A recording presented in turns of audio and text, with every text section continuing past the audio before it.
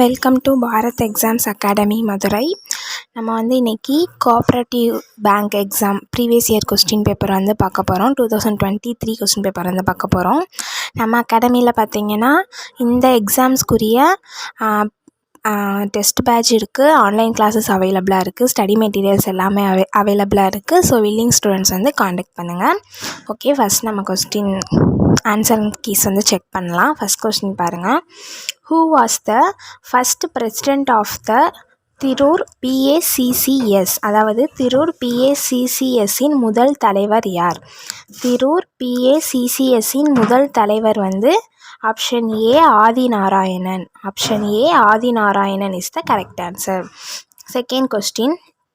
Which type of cooperative is primarily focused on providing services such as healthcare or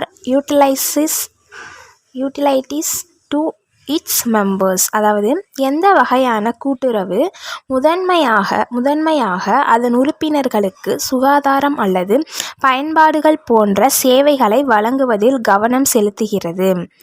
எந்த வகையான கூட்டுறவு முதன்மையாக அதன் உறுப்பினர்களுக்கு சுகாதாரம் அல்லது பயன்பாடுகள் போன்ற சேவைகளை வழங்குவதில் கவனம் செலுத்துகிறது அப்படின்னா எந்த கூட்டுறவு அவங்க மெம்பர்ஷிப்பாக இருக்கிறவங்களுக்கு சுகாதாரத்தையும் அவங்களுக்குரிய பயன்பாடுகளையும் சேவைகளாக வழங்குதலில் கவனம் செலுத்துது அப்படின்னு கேட்குறாங்க.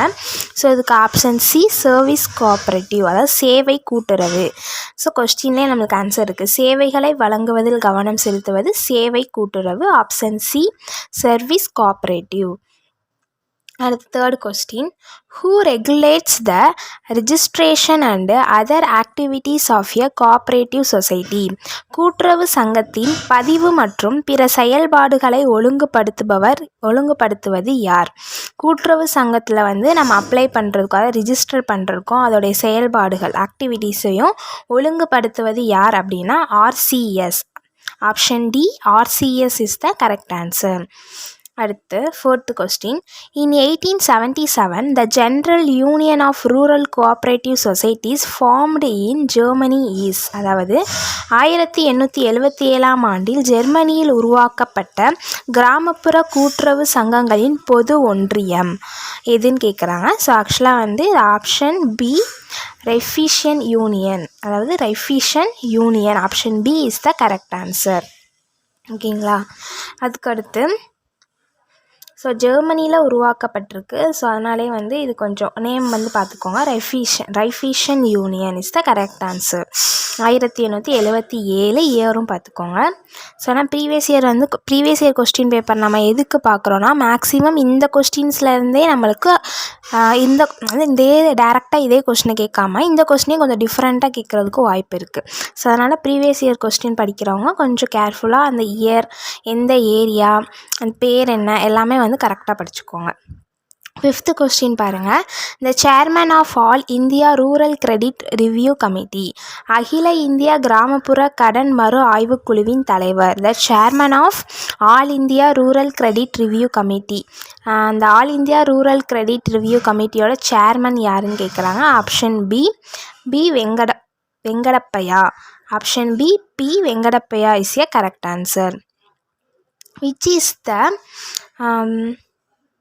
pioneer of cooperative labor society? அதாவது கூட்டுறவு தொழிலாளர் சங்கங்களின் முன்னோடி யார்? இந்த கூட்டுறவு சங்கம் அப்படின்றத ஃபஸ்ட்டு கொண்டு வந்த கண்ட்ரி, அந்த மாதிரி தான் கொஸ்டின் கேட்குறாங்க. அவங்க தான் முன்னோடியாக இருப்பாங்க.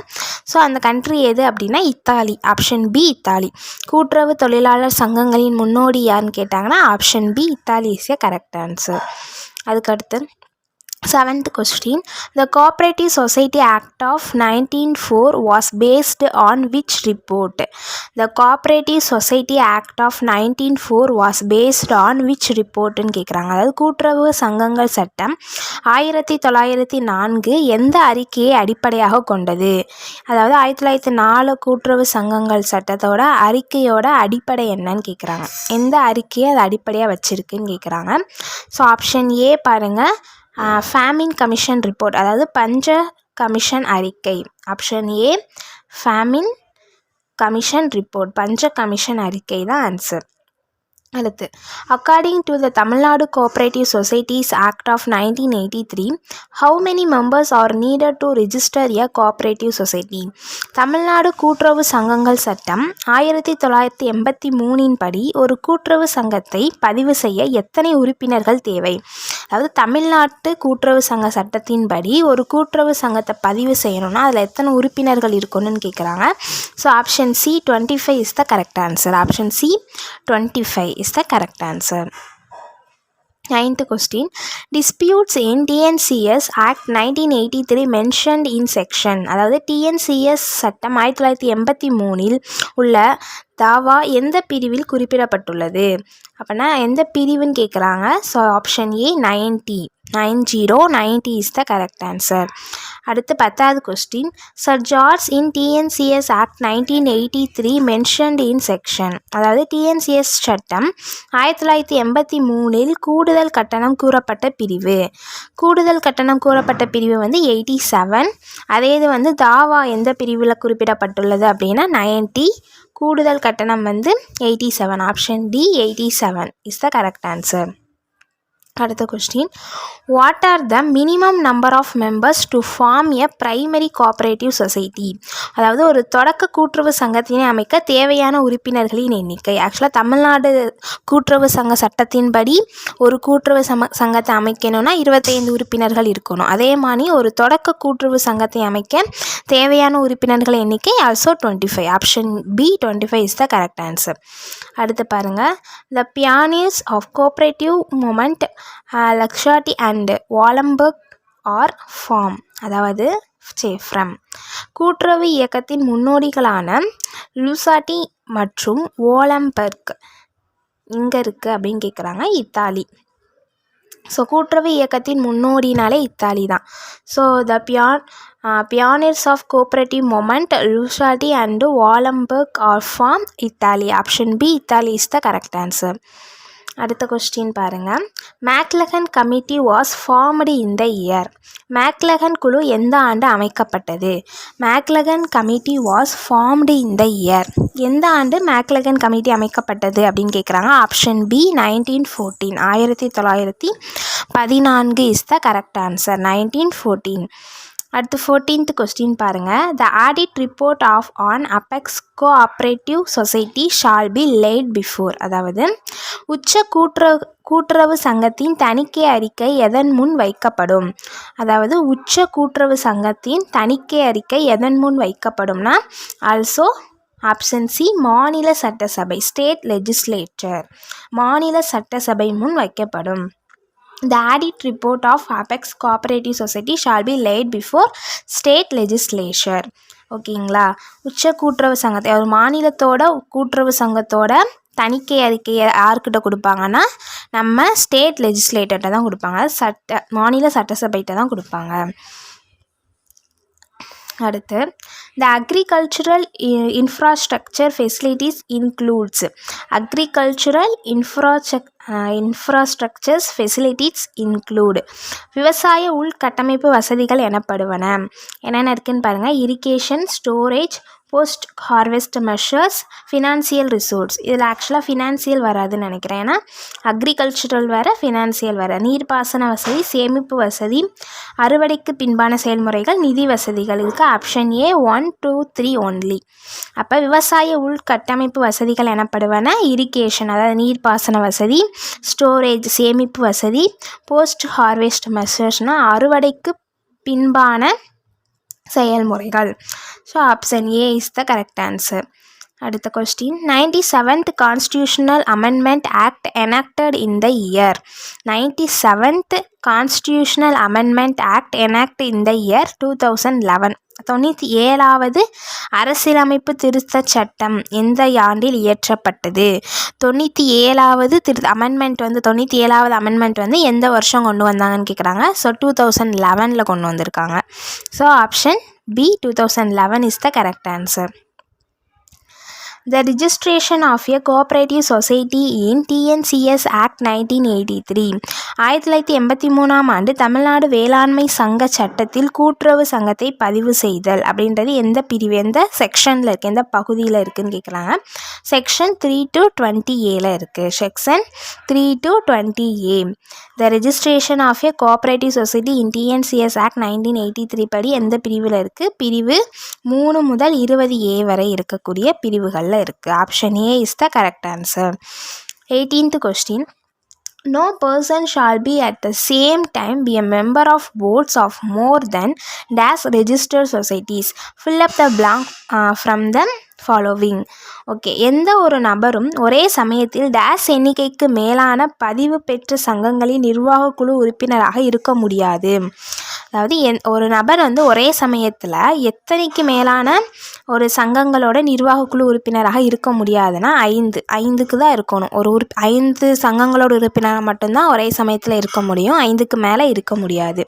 So option D5 is the correct answer. எந்த ஒரு நபரும் ஒரே சமயத்தில் 5க்கு மேலான பதிவு பெற்ற சங்கங்களின் நிர்வாக குழு உறுப்பினராக இருக்க முடியாது. NCUI stands for, அதாவது NCUI என்பது national cooperative union of India, அதாவது இந்திய தேசிய கூட்டுறவு ஒன்றியம். Option B is the correct answer. National cooperative union of India. So இந்த மாதிரி அப்ரிவேஷன்ஸ் எல்லாமே பார்த்து வச்சுக்கோங்க, கண்டிப்பாக யூஸ் ஆகும். 20th question. India's first cooperative credit society established at. இந்தியாவின் முதல் கூட்டுறவு கடன் சங்கம் அமைந்த இடம். இந்தியாவோட ஃபர்ஸ்ட் கூட்டுறவு கடன் சங்கம் அமைந்த இடம் வந்து திரூர். ஓகேங்களா? ஸோ திரூர் தான் correct answer. Option C Tirur. நம்ம ஃபஸ்ட் கொஸ்டின்லேயே பார்த்துருந்தோம் அதோட உறுப்பினர் நேம், சேர்மன், தலைவர் நேமோ ஏதோ பார்த்துருந்தோம்ல. ஸோ நான் பார்த்துடலாம்.